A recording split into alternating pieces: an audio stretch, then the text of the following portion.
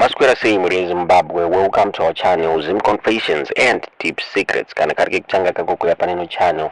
Please don't forget to subscribe. Kana uchingwa garoka subscriber, don't forget to comment and share this video. Nazimure Zimbabwe tabigira inyaya ye bus rakaita accident richiba ku Mhondoro. Bus ramuri kona ripa picture yo rakaita accident richiba ku Mhondoro chenda ku Chegutu.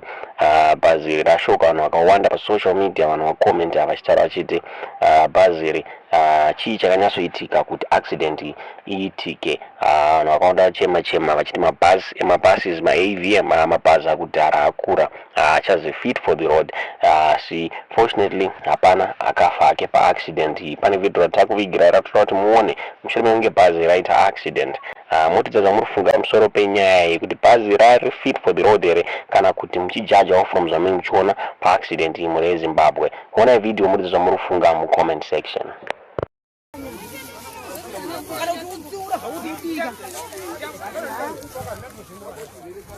Bhazi radonha nyamweda tabeuka tiri na nyamweda but ice pressure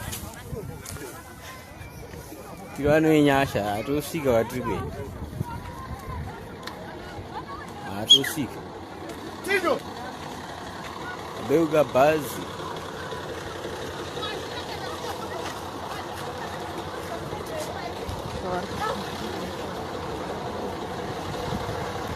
iro bhazi rabeuka paMhondoro. Zvaenda basa rabasa